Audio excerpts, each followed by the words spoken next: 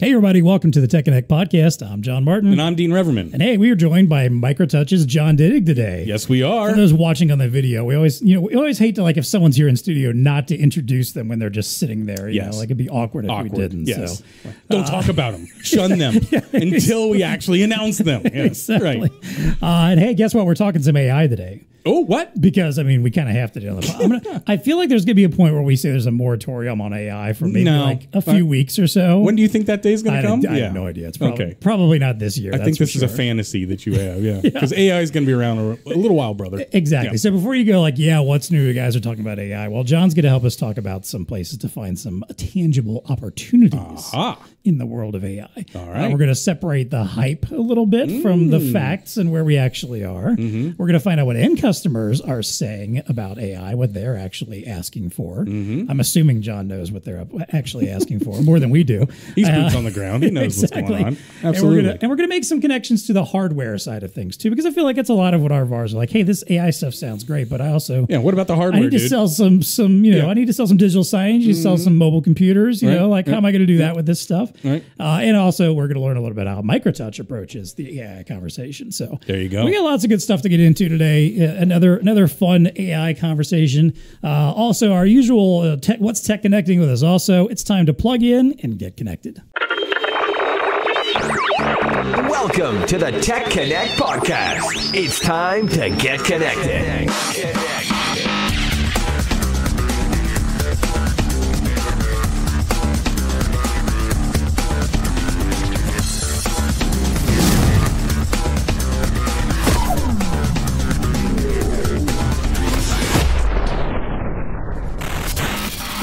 All right, as I mentioned, our guest today is John Dittig. He is the VP of Business Development for MicroTouch.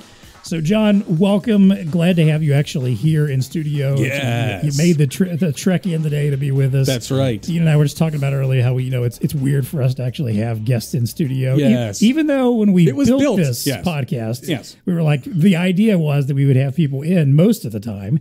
And then some little, I don't know, some virus thing was some little pandemic thing moving happened around the world or something, and everybody started doing everything virtually. Yeah. So we appreciate having you here. John, tell us a little bit about yourself, though. Tell us a little about your background and how you ended up at MicroTouch.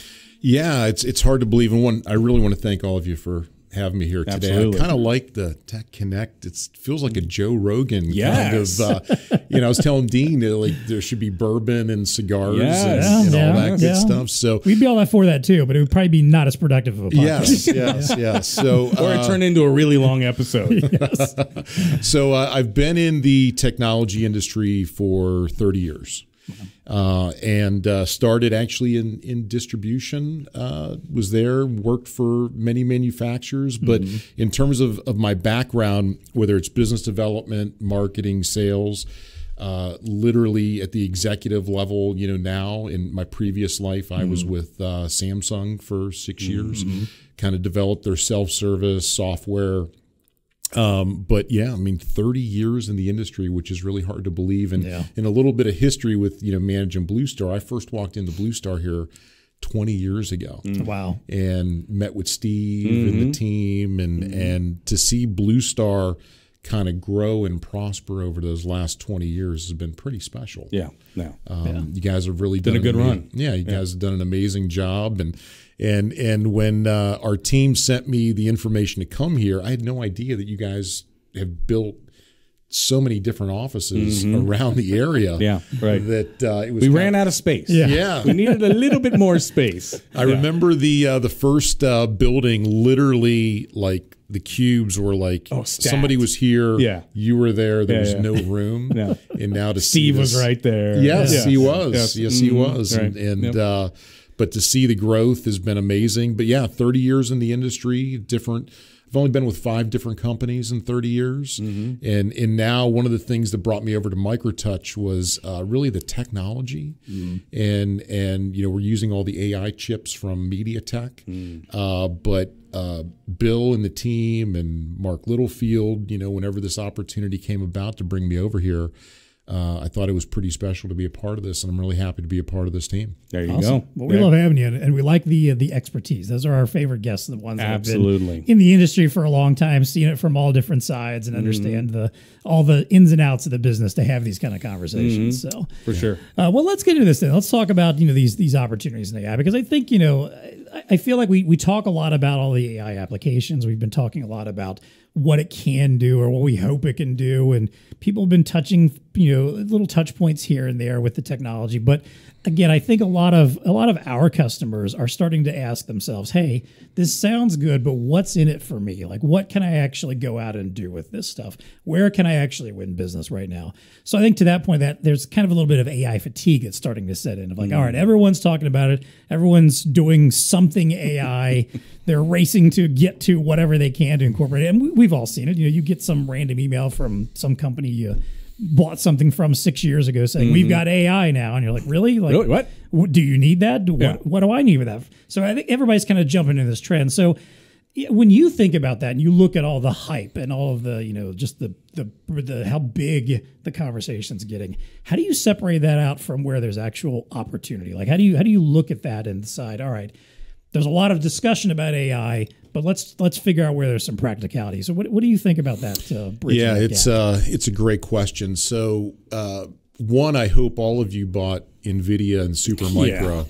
In the stock market. Yeah, sure. When it came in another universe, part of the index fund, sure. Yeah, when it was 116 and now it's well over 1,000 in the last year, all because of the AI chips. Right? Unbelievable. Right. So what this reminds me of right now is if you go back, and I'm old enough to remember Y2K. I'm old enough to remember Windows 95. All these things that were really life changing, and they were these buzzwords that kind of came about.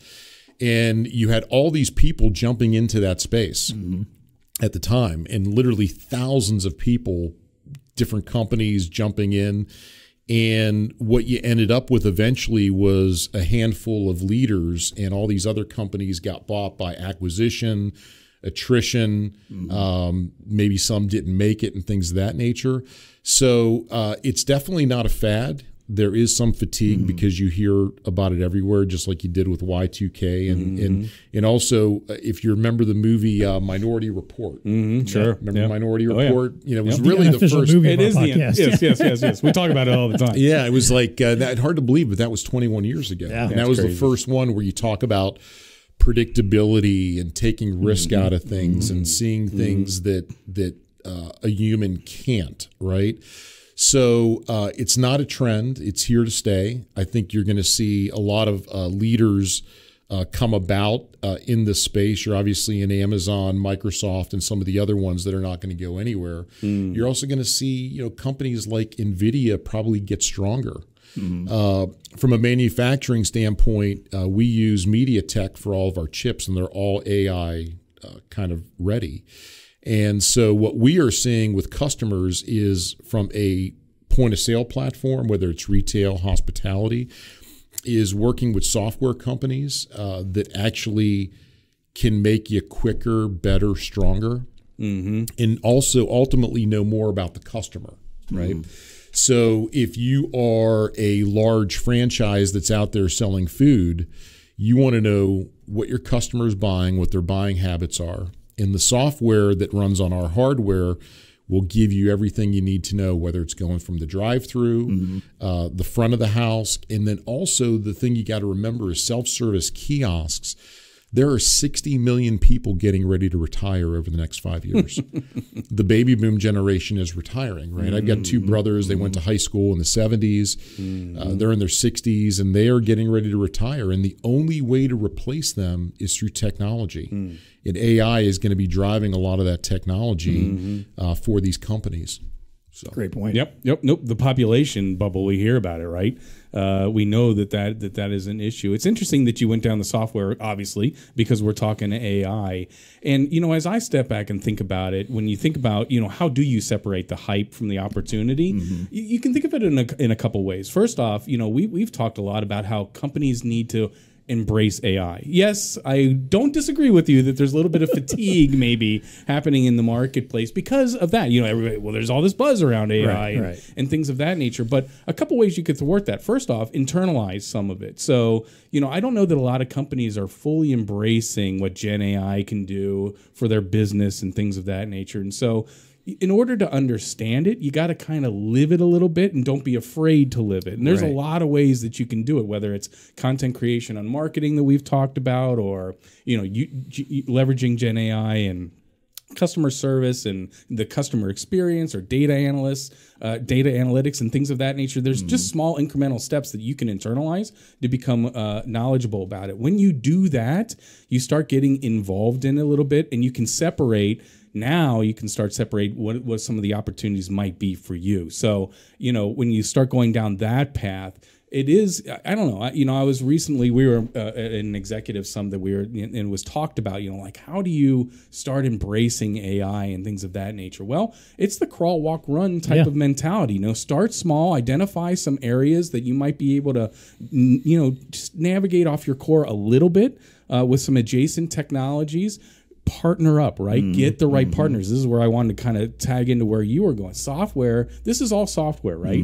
And it's a software play. So making sure that you have the right partners, leveraging those partners when you get into the marketplace, that's really where these gold nuggets are going to be found. And a lot of that's kind of on the head end of determining who the right partner is so that you can go to market pretty strong. Yeah, I agree. Anyway, yeah, I always think it's important to just keep the why in mind. And John, I think you kind of hit on that when you were talking about, just for instance, like the aging boomer population, you know, and that there's a clear why there. Like, we need AI because we're going to need to replace a lot of these workers, or we're going to need to offer up solutions that can aid older folks as that older aging population gets bigger and bigger.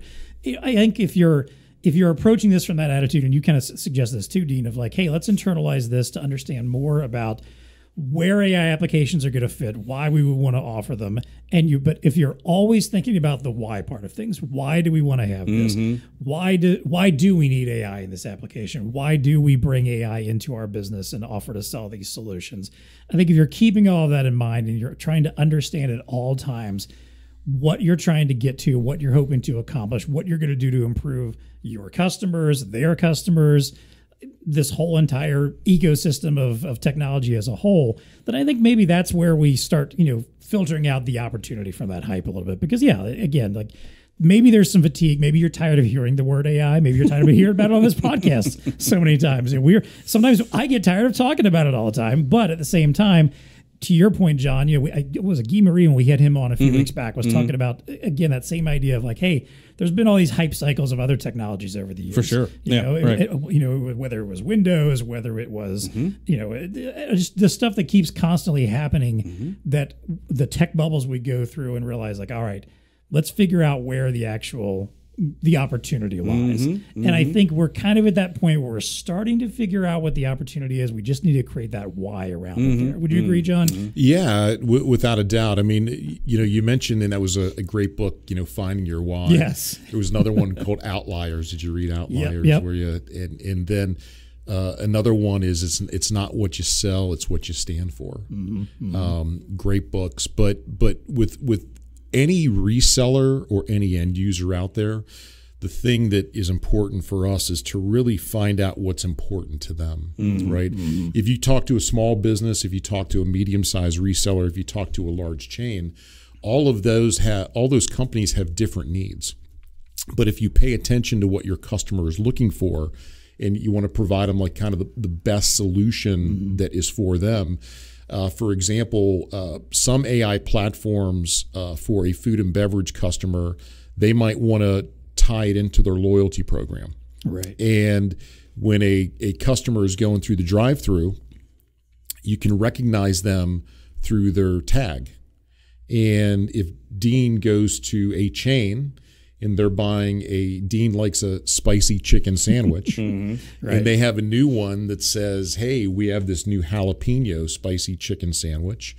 The person through the software can actually tie in and say, Mr. Reverman, right. We know that you've purchased those before in the past. We have this new one, right? Sure. Right. So it's a way to upsell the new products that are coming out. You know, same with retail, right? With the software, a lot of the retailers right now are really struggling because they want to get people in the store. We've heard so many stories about the Bed Bath and Beyonds and some of those chains. Yep.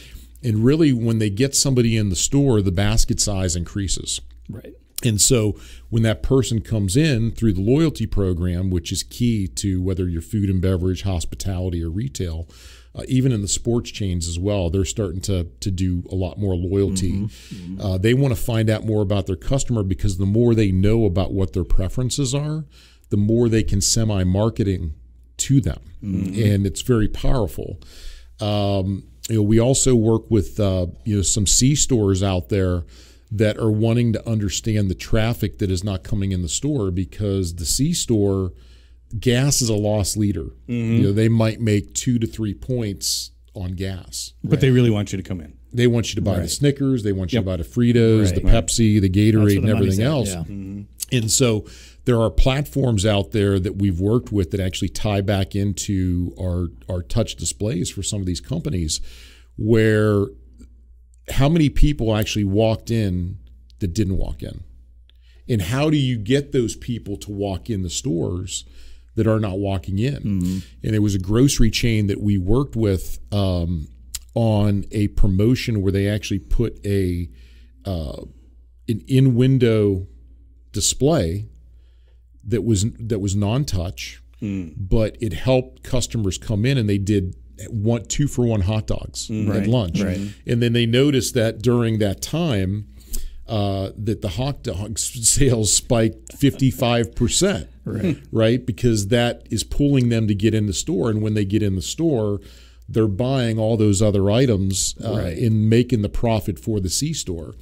And there's AI platforms that are generated that can drive all this demand for those type of accounts. And for the reseller perspective, it's really knowing what software platforms and accounts are out there, and to rely on you know, BlueStar and vendors like MicroTouch to really tell the story and offer best of breed solutions. Yep, that's it. Well, so go down that rabbit hole a little bit further there with, you know, like, because I know a lot of our VARs work at the SMB level. They're working with, you know, small mid-tier stores who probably are looking at the AI revolution and saying, hey, this stuff sounds great, but it's for the Walmarts of the world. It's for the McDonald's of the world. It's for the biggest chains, right? It's not something that's going to impact us yet. So what, you know, do you talk to those SMB level customers like in retail and hospitality? And when you do, what are they saying about AI? Are they on board with this? Are they taking a wait and see approach? Like, do they feel like there's any connectivity to them yet, or is it just let the big guys figure it out, and then we'll take it on when it becomes more reasonably priced, or when we have to do it? Yeah, exactly. Yeah, it's a great question, because I think everybody's at a different stage. There's some small mom and pops out there that are literally just trying to make it through the week, and is AI for them at this point? Probably not, right? But there are some mid-tier chains that we work with, and what we are finding is that, especially around Android, we're seeing more development with AI than we are with Windows. A lot of the larger chains, from a point of sale standpoint, are still running on Windows. We're seeing a lot of opportunities with kitchen displays, tying in the whole thing. But most of the growth that we are seeing are in that mid-tier chain of customers that are between 2 and 400 that are trying to compete with the larger ones, because the larger ones have the brand. The larger ones are just trying to get bigger, and how you go from 20 billion to 21 billion, 22 billion. It's easier for the mid-tier chains that are 200 and 400 to get to 600 and 800 stores than it is if you have 10,000 stores to get to 14,000 stores. So those mid-tier chains are really putting a lot of emphasis in the software and the hardware, and really doing the research to kind of drive more initiative in business in that space. So we're seeing a lot of technology in SMB regarding AI, maybe even more so than some of the bigger guys. Now, the bigger guys all have teams and projects that they've built to kind of get there, right? But the mid-tier chains, we are seeing the highest growth within new technologies because they want to grow faster, and they can because they're more agile and smaller. Right. Yeah, I don't disagree with that. I mean, when you think about it, when you're how do you separate the hype from the opportunity? Well, even mid-tier and SMB understand that the opportunity comes through the guest experience. And in fact, that's part of what our survey did, right? When we did the grocery store one, customer engagement was the highest ranking, thing that of importance to the grocers. So when you think about that, if that's their lens, it's all around the customer experience, and that seems to be a truism, right? We talked several times on this program about, hey, how has retail changed? Well, in order to compete with e-commerce, you have to have the experience. What do? Well, you invest in the experience. So AI can help drive that, whether it's through guest data, whether it's through the personalization that we were just talking about. It's through things like kiosks that are voice enabled and things of that nature. These are going to be the technologies I'm sure you're getting asked of that we're starting to see in the marketplace. Again, all around that guest experience. It's critical. So to me, it's how do you bust the hype? Will you understand what are the business needs? What are the critical things that the businesses are going for? Even on the SMB side, they understand the customer experience. Yeah, they have to compete with the Walmarts of the world, but to them, the customer experience is everything. That's part of what they're hanging their brand on. So I do believe that they will invest in there. And the good news is that AI doesn't have to be super expensive. You can implement some of these things for relatively low and get a quick ROI on it. This again, we're talking about software, right? And one of the things maybe we'll get into are how a lot of companies are starting to leverage the compute that they have on premise to enable a lot of these things. So even the compute's not really the barrier anymore as well. So now it's just, to me, it's just a little bit more of the maturity. Who are the right partners? These are the types of things that are going to start compounding onto that user experience and enabling it even down to the SMB level. Yeah. One of the things I'd like to add to that, Dean, and very, very well said, I think everyone's been asking what's next for a while, right? This is clearly what's next. Right. You're going to see some companies come out of this that will be the next Amazons, that'll be the next Facebooks. Now, who they are, we don't know, right? Because we'll know in 5 years. But you're going to see so much growth, and I think you're also going to see something called super apps develop, where it basically ties in, we all have the smartphones, right? But you have your favorite app that you go to in terms of purchasing and things of that nature. I think you're going to see, and Elon Musk talked about this, is these super apps kind of develop where you almost have like your own universe with the 10 that you frequent all the time. I think you're going to see some of that in POS and payments evolve as well. Yeah, where payments become so much easier. I think you're going to see crypto. Right now, I was talking to one of our ISVs, and they do payments in crypto in Macau and in Vegas. And in the nightclub industry, he was saying that 10% of his payments today are coming from crypto. I feel like that checks out in some way. Yeah, for sure. And so the one thing about really vague about this. And so you wouldn't think you'd be able to make payments on crypto 5 years ago, right? And I'm still, there's some, there's Ethereum, there's currencies out there that, I'm not a crypto expert, but when it comes to payments, you're going to see all these things kind of morph through these super apps over the next 5 years. And we're going to be talking about company XYZ today, like we're talking about Amazon and Facebook in 5 years, that are all going to come from this space. I don't disagree with that. We had an ISV at a recent summit called Simpello. And Ben. His go-to-market strategy is genius in the sense that you hold your personal data on your mobile device, and that is where the data is, and then you authorize who has access to that, right? So if it's payments, okay, I'm authorizing that. If it's healthcare records, okay. If I'm walking into a hotel room, okay. And it's using, facial recognition and certain security features and stuff like that. But to your point, maybe that's the next Amazon. Who knows? That might be the one that takes off and enables this whole new world of it's just a different way of looking at the commerce part of it, right? So anyway, we'll see. Yeah. Well, Dean, I appreciated also your plug for the BlueStar Nation blog. Yes. But in particular, the idea of going in armed with understanding about what customers want and what they need, and that grocery being a perfect example. It's one thing to show up at a customer and say, "Hey, you want some AI? We got some AI." Yeah, really. We got your AI here. And it's on the end cap. You want some mustard? You're opening up your jacket and you get like, ketchup with that. I got this size AI. I got that size AI. AI. No, Yes. that's not, that's never going to win you the business. I mean, any more than, I've got barcode scanners was ever going to win you the business. Right. If there's not a tangible reason why they need that. And I think if you can tie it to that and say, hey, is customer engagement important to you? Is it important for you to be able to market properly? Are you trying to grow your sales? Is inventory management important to you? Okay, let's talk about how an AI solution can help you out with that one. If you're making that connection and tying it back together, that's what's going to resonate with them, especially I think when you get down to those smaller mid-tier stores or businesses that are trying to figure out like, where does this work for me? I get why the big dogs are doing it because they got the money to throw at it. How is it going to make sense to me? And I think if you can go in armed with are you trying to accomplish this? Okay, let's talk about a solution that can do that. It'll make it that much easier to bridge that gap for them. But as much as there's fatigue in the marketplace, which I don't disagree with, there's also hesitancy. Oh, and yes, that's why I was advocating early on that, hey, look, you got to start getting involved in this stuff, or else you're not going to be around. You got to be knowledgeable. It's just that simple. If you ask me, I mean, is it fatiguing? Yes. Is it the Wild West? Yes. Is it frustrating? Yes. But do you need to be involved? Yes. Because you don't want to be the last. You don't want to be. You don't want to be the Luddite. You don't want to be the one that's in the background, which is why I was advocating.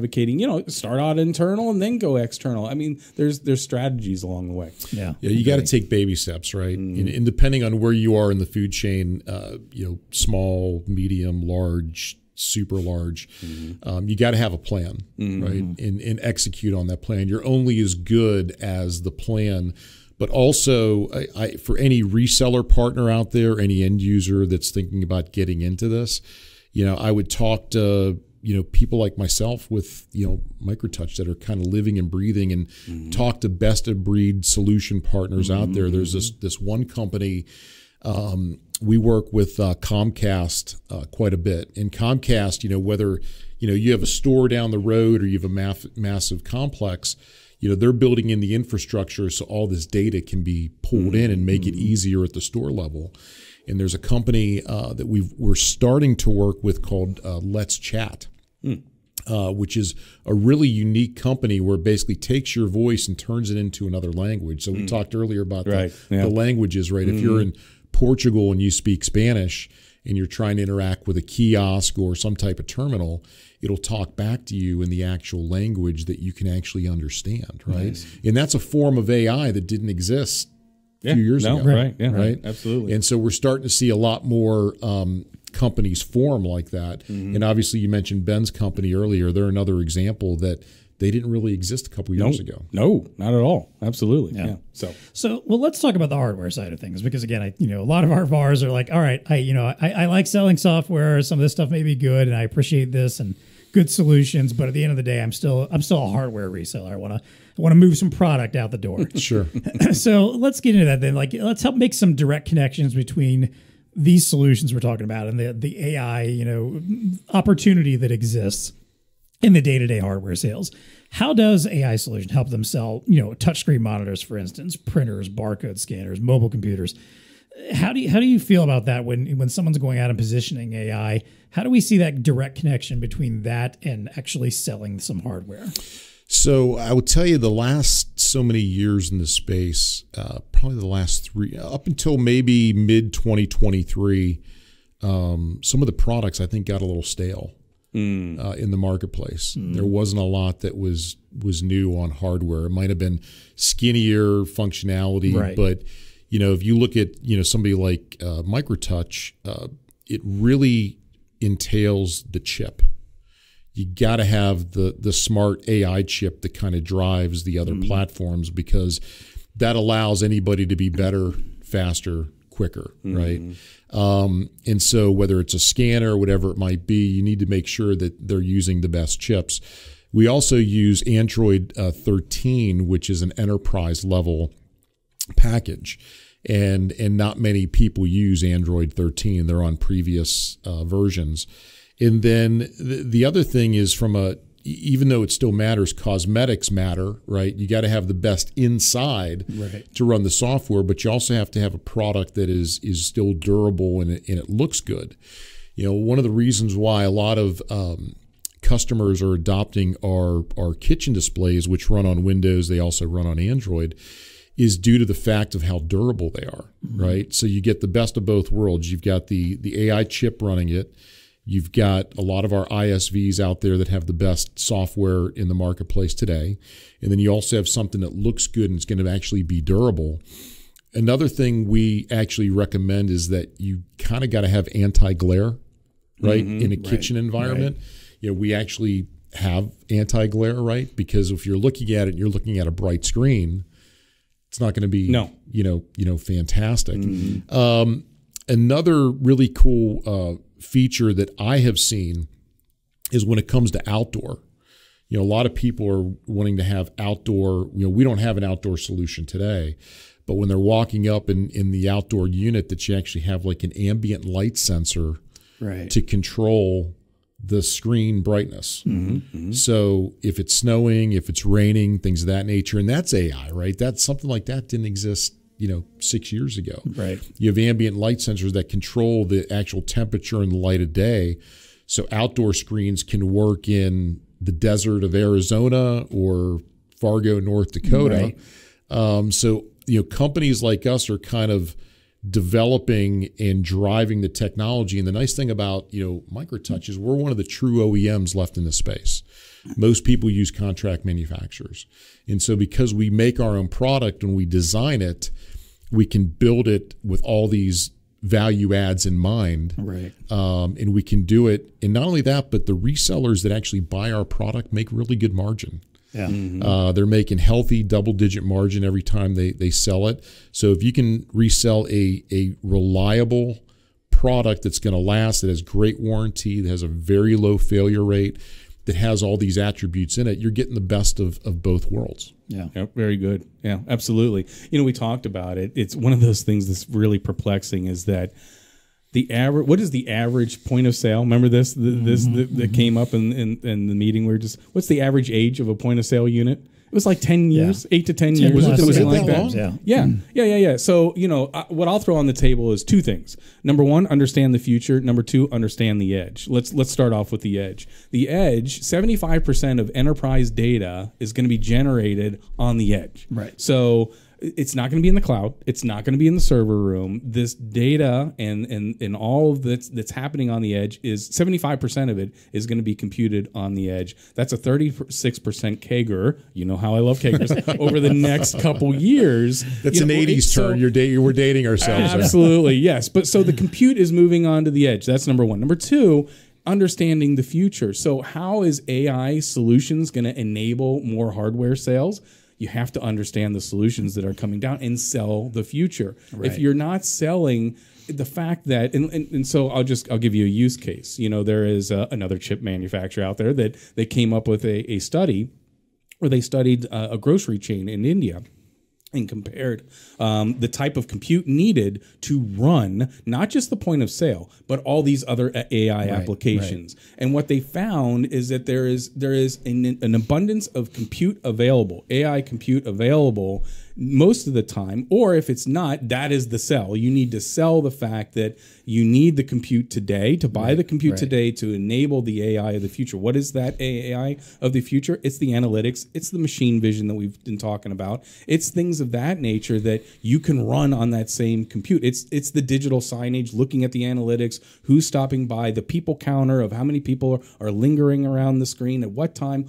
All of that fabulous stuff, it can be done if you're investing in the right compute today. So it's good to hear, John, that you guys are obviously talking about that AI-powered chips. This is the verbiage that the resellers need to use when they're in front of their customers. Mm-hmm. If they're looking at their customer and they got 6-year-old gear, I get it. Well, that's nice and sturdy and, it's not going to fail, but is that going to be where you want to be or the position that you want to be in a couple years? Probably not. Because, again, all your competition is going to start enabling their customer experience and all those things with these AI tool sets. You're not going to have the compute power. You need to get the compute power. That'll enable the sale of the monitor, the sale of the all-in-one, the sale of whatever, the mobile computer, right? It's all about that future-proofing. That's what I'm saying. You got to sell the future. Maybe you're not on board right now. I know that's cliche. Right, and but it feels a little icky sometimes, but it's true. It's a truism right now. Yeah. When you think about AI and what's all happening around, or again, around those technologies I mentioned, machine vision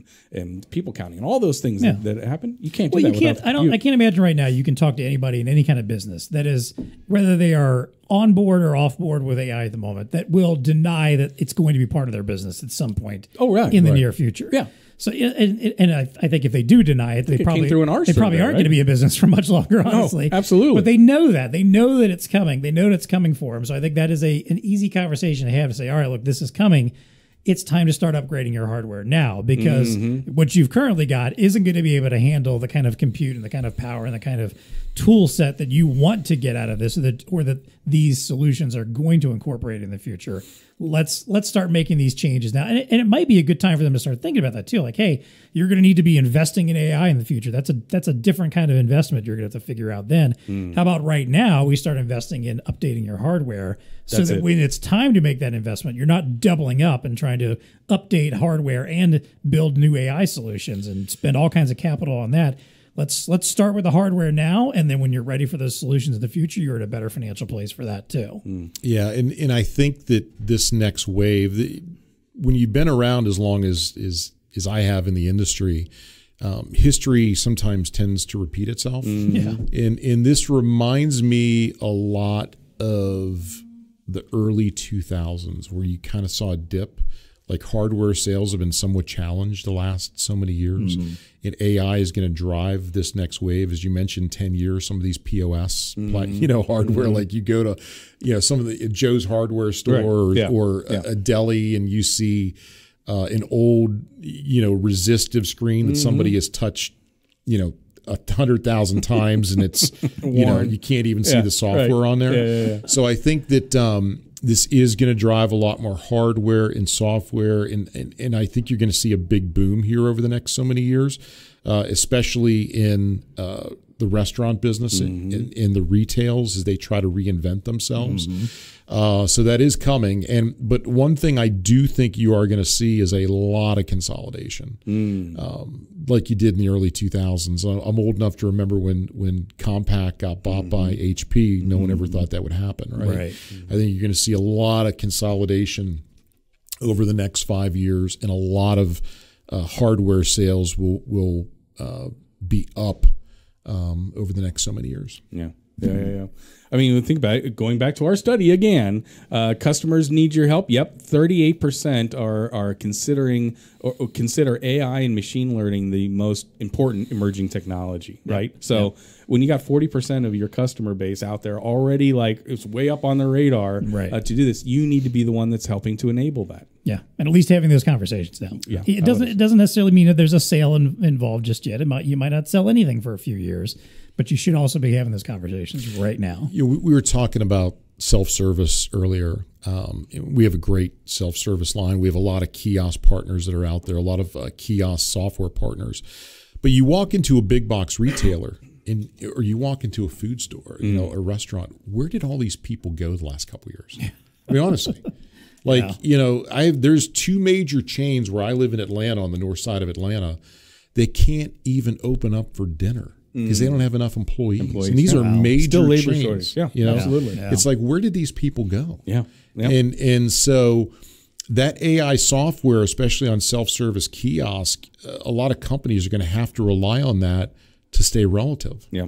And that's why you're seeing so many companies get into the kiosk space. And again, only a handful of them are going to survive. Right. And then you've got a lot of activation partners out there that'll tie into a PAR and NCR and things of that nature. That business is just exploding right now. Right. Yeah. So, but yeah, it is an interesting dynamic when you look at some of these big companies, and you just wonder where all these people went. Yeah. Because you see, like, I travel a lot. I know both of you do as well. Every hotel is sold out.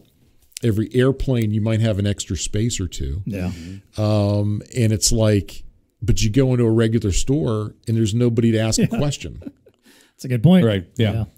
Where are the associates? Yes. I don't know. Maybe they're in the back of the room. I don't know. We got to figure out to replace that labor in some way somehow. Yeah. Yes. Well, that's robotics. That's a different. Yeah, that's true. That's a good point. Yeah. Yeah. With maybe with a little bit of AI involved. So. All right. Well, hey, we're going to have John tell us a little bit more about how MicroTouch is approaching AI here in a moment. But first of all, as always, we want to thank our sponsors here on the TEConnect podcast. A big shout out, obviously, this week to MicroTouch for lending us John and supporting the show. Yep. Hey, but if you like what you're hearing here today, you got to tell us in some way. So if you're watching on YouTube, hit the like button, subscribe to our channel, leave a comment for us, send a link to a friend or a colleague or something. You think, hey, this is a good conversation. You should check this out. If you're listening on any podcast platform, we rejoice if there's an opportunity to leave a review. I know on Apple Podcasts, where most of our listeners are, leave us a 5-star rating or review. It's a great way to let us know how you feel about the show. It also helps kind of get the word out and, kind of gaming the algorithm a little bit, to get our show noticed by some other folks out there. And of course, if you have ideas for what you want to hear about on the show, if there's topics that you heard about today that you want us to go a little bit deeper on, you want us to bring John back on or somebody else to talk about a certain topic, don't hesitate to reach out to us. There's always going to be a link in the show notes where you can send in your ideas just for doing so, whether we use your idea or not. Wait, they get the shirt? We'll get you the TEConnect podcast t-shirt. There you go. I know Does I keep Dean saying sign it? they're Does he coming. sign it? No, they're not signed. We should sign them. We should probably. We should. Yes, I don't know that that would matter to anybody, but yeah, sure, we could sign them. Best wishes. Best love wishes. always. Yes, absolutely. Yes. So, don't hesitate to send those ideas into us. We'd love to hear from you. We want to know what you want to hear about on the show. And of course, as always, you can always find us on BlueStar's LinkedIn page or email us directly, TEConnect@BlueStarInc.com.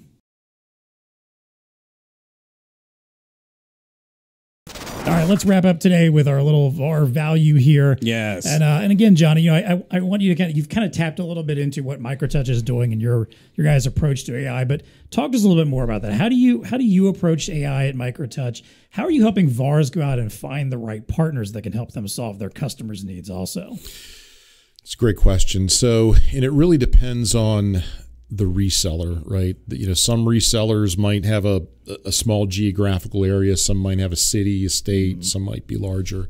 So we really try to give advice based on their scale and where they want to be. And obviously, MicroTouch is a great solution if you need a point of sale terminal, a KDS, a kiosk, or a large format touch. But we also recommend the best printers, the best mounts, right? The entire solution. And then also we work with some really good software partners. So depending on the vertical, whether it is food and beverage, hotel, sports and entertainment, we work with over 42 ISVs that we can actually recommend and bring in. And the nice thing about working with MicroTouch is it's really a two-way street, right? We hope that we earn their business, but we also pull business towards them too. So when end users come to us and we have a lead generator, we literally get tons of leads every day. We will send those leads out, and if it has to do with AI, we'll say we can actually help you with the platform. So depending on your scale and where you want to go, or how quick you want to walk or run, we would do that for you. So there's nothing really vanilla or peanut butter in this space. It's more of customizing a program specifically for that customer and making sure they're set up for success, because you got to have a really good plan. And you got to work with the best of breed partners that are going to get you there. And obviously, BlueStar, sells a lot of those key partners today from a hardware standpoint, and a lot of the software goes on that hardware as well. For sure. Awesome. Always good to talk about partnerships, right? Yep. I mean, that's what makes the world go round. Resellers need that, and so the fact that MicroTouch does have that nice community of ISVs and the support side as well. For the customization, when it comes to a lot of the deals that we have that are MicroTouch driven, a lot of customization out there, which is what a lot of people are looking for, right? They're not looking for, necessarily an off the shelf type of solution. You need to be able to engage with the line like a MicroTouch to be able to do that. Yeah. Yep. There you go. So, all right. Let me add one thing that we work very closely with Esper, who's our MDM partner for remote management.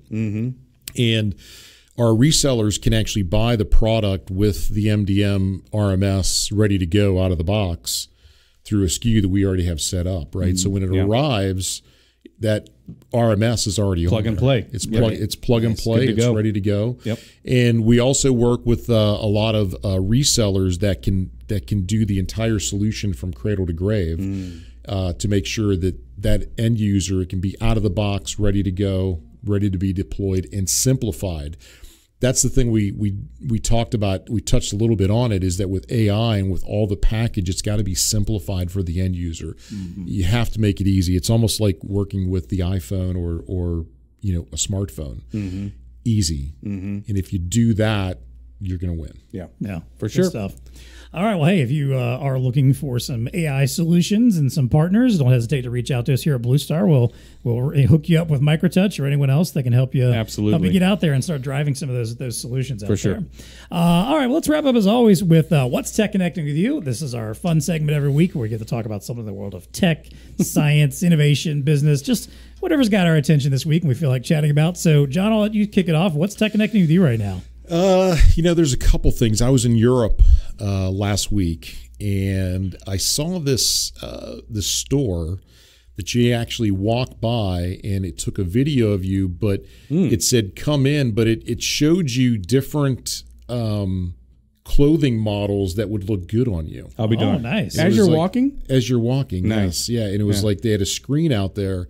And I spent the last week in Europe, but when I was walking by, it had like a polo and something, but it really kind of caught my attention. And I actually walked in, and I ended up buying something. Mm-hmm. I bought a hat, I bought customer experience, a couple other things, but right. It captivated me when I was in there. And then the software package, when I went to the area where you wanted to try things on, it showed different things that would look good on your body type. And I thought that was really cool. Yeah. And I asked the guy, the software company, there are some out there that do that today, but I thought that was really captivating. And another thing, if I may, was I talked earlier about that company, LetzChat, that'll turn the language into what you speak. And if it has to do with a kiosk or a point of sale application, when you go up, Portuguese, Spanish, whatever it is, it'll basically give you back the language that you need to talk in. So obviously we're all English, right? And if you go to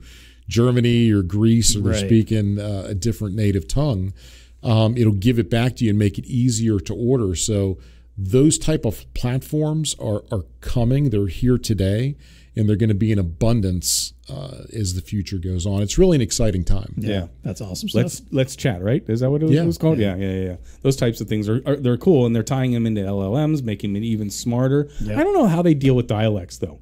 I mean, like if you're from Boston, you're taking you got to die. You got to I want some chata. You got to choose that as opposed to on the side. As opposed to some dude from Alabama. I mean, it's gonna sound a lot different. But anyway, I guess they get some magic behind the scenes to make that work. I guess as long as you can get the bare bones, it's enough. Like, if you can figure out every other word, you can probably What was that thing that I always used to do, like that exercise where you would like give somebody a paragraph to read or something, and like I think you could omit like every third or fourth word, and still most people would read it with complete comprehension and not miss anything because our brain can fill in the gaps, which is crazy. Or like they'll use letters or numbers for letters and stuff like that, and it's so like maybe it's able to do something to that extent where it can be like, look, I don't understand half of what you're saying, but I get the gist enough that you want a hamburger. It is getting that smart. That's right. All right, Dean, what's Tech Connecting with you? AI and robots. What could go wrong? Yeah. Nothing? I don't know. What could go right? We'll see. About 20,000 sci-fi movies would argue with you. But here's the headline. Engineers develop generative AI model to help multi-purpose robots learn new movements and tasks in unfamiliar environments. So your nightmare is coming a little... I just like to remind you of how close we are getting to your nightmare. I know. Okay, well, so what is the problem? So let's say you have a single-arm robot, right, and you wanted to teach it to do different tasks. Right. Well, like the strangle a person. Right. The problem is that you have this disparate data sets that are out there that might be existing because that's what AI does, right? It trains on existing data sets. So you might have visual data from one application. You might have LiDAR from another one. You might have, text information, blah, blah, blah. What's the solution? Well, this is what these people have figured out. And by the way, this is MIT. Of course. So it's legit. Yeah. MIT researchers developed a technique to combine multiple sources of data across domains and modalities, a task using a type of generative AI known as diffusion models. So there's your new word of the day, diffusion model. They train these separate diffusion models to learn strategies and policies for completing one task, and then you can use that, as a way of training the in this case the robot for what the next one is. So the use case they gave is they developed a robot, a one-arm robot that can pound a hammer, right? And then they just gave it the data set, the AI, on how to flip a pancake. Totally different task, but different tool. And now that same robot could learn very quickly how to use the spatula and do that off of this diffused model of bringing in all these different data sets, creating a policy out of it. Now that policy can be used to train this. So now you have this single arm. Oh, dude, this thing's it can do like 20 tasks in minutes, right? It's got a wrench, it's got a spatula, it's got a knife, it's got whatever you need. It's just training itself to do all these things. So there you go. It's getting a little bit closer. What's that? Diffusion model. I was on an AI panel, and there was an AI word called incrinculent. And I can't stop saying the word incrinculent. Now I'm not going to be able to stop saying please, what the heck is the definition? Very good and detailed and buttoned down. Oh, I see. Okay. So we have an ISV that is incrinculent. They're very good. And they basically have a robotic kitchen. Because of not being able to get labor, they actually, when you tie in the POS, the robotic kitchen actually all works in synchrony. I see. And they've you order fries, it drops the fries, the burger, everything else. Yeah, that's pretty cool. It's incrinculent. Yeah. It's incrinculent. I like it. I like it. I think Terminator has a better sound than incrinculent, but whatever. It's all heading the same way. So what's TEConnecting? I just like that word. I've watched way too many science fiction films. Yes, you have. That's the ongoing joke. You always see all the bad stuff, never the good possibilities. That's right. You won't hear that word incrinculent anywhere else today but this podcast. I promise you not. No, I need to make sure that's in the metadata, because in case someone's searching for that, we want to be the first one. That's right. Yes. That's right. Yes. All right, what's TEConnecting with you? So again, staying on the AI train here. Now, I know you've never really watched Black Mirror before. On Netflix. John, I watched the first couple episodes and I couldn't. It's a bit of a hard watch. Again, especially if you're someone like me who thinks that all the technologies get in the world. It's just a matter of weeks. It's all kinds of bizarre ways that tech can go wrong. Well, I am a Stranger Things guy, being an 80s guy, and all that. Well, there was an episode of Black Mirror that was all about a woman whose husband passed away, and she worked with a company that basically let her start chatting with her husband online, where it scanned his social media and learned who he was and how he spoke to somebody and how he communicated. So she could chat with him online, and then eventually could get phone calls from him. And eventually at one point they were able to make like an actual body. Android like replica with all of his personality to show up again. Well, apparently we're starting down that road. Oh, are we? Because there are now deep fakes of dead loved ones. So a Chinese AI company is called Silicon Intelligence has been uses photos and audio clips from dead loved ones to create basically an avatar. Well, you can either have something where you just talk to someone, or they can actually create an avatar that you could communicate with through an app or on a tablet or on a screen of some sort and have conversations with your dead loved ones. It's still a little bit rudimentary from the interactivity standpoint at this point, but they're also acknowledging that with the explosion of AI that's happening, that they expect to get better and better with this. And apparently this is pretty big business in China, where they have a very strong affinity for their family, and it's a big deal to like stay connected with your loved ones after they pass. It's a big part of that culture anyway.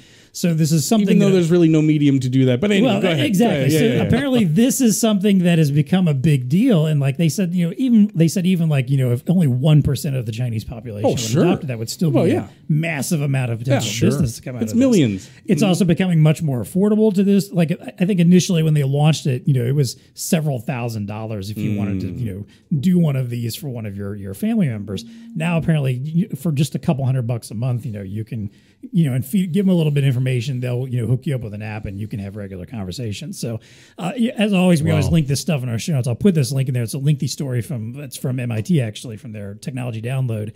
And they talked in particular with this one gentleman who was just speaking to his mother. Every week he would have these nice confidential conversations with mothers. He was telling her stuff he wouldn't even tell his wife about. And all she's really doing is saying well, that's good to hear, dear. Or, have you eaten yet? He said, but just from her voice and seeing her on screen. Didn't say, hey, Ma, more meatloaf. Yeah. Right? Wedding crashers. Oh, man. Good stuff. That's what it'll be next. Is next year your dead loved one will be able to somehow send you your favorite meal or something too. Well, there was something a few years ago. Remember Ted Williams? Mm-hmm. There was a story that his son wanted to keep him alive. Yeah, didn't he do the cryo freeze? He did, yeah. And I don't know how that. He might still be frozen. I think he was frozen in Phoenix or something. Yeah.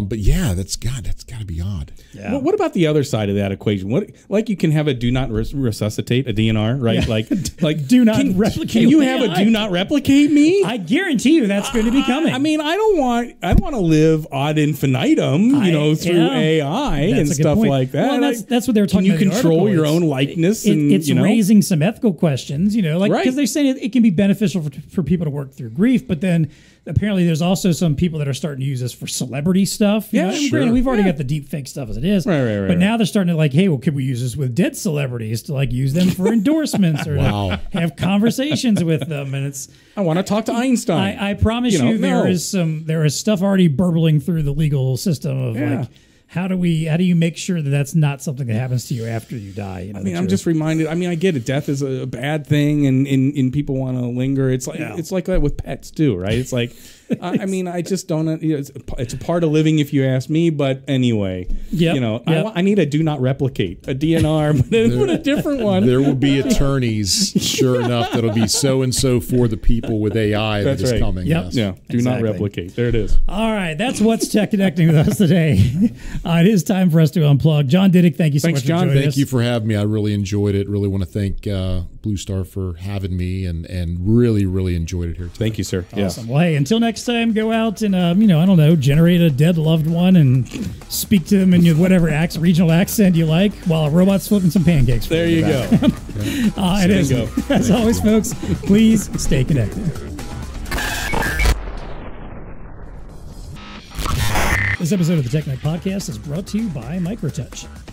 All right, Dean, AI, we've been talking a little bit about that. Yes, we have. Just had an whole episode about it. Yes, it's the hottest topic in business and technology. I think it's just about everywhere, but yes, okay. Mm-hmm. But what about the practical use cases for VARs, solutions integrators, their end customers? Yeah. How's AI impacting industries? What platforms, partners, and verticals are worth the investment? Ooh, good question. Well, to answer those questions and more, MicroTouch recently hosted a town hall with thought leaders from around the channel and the world of tech. Nice. All right, listen to these panels. We have Bavin Asher. He is the CTO from Grubber. Nice. Brian Klinger. He is the VP of Partnerships for Comcast Business Solutions. What? Yeah, okay. And Keith Zott, the SVP of Business Development for Esper. Holy moly. John Dittig, who was just on the show, was the moderator for this panel. Boom. Yeah.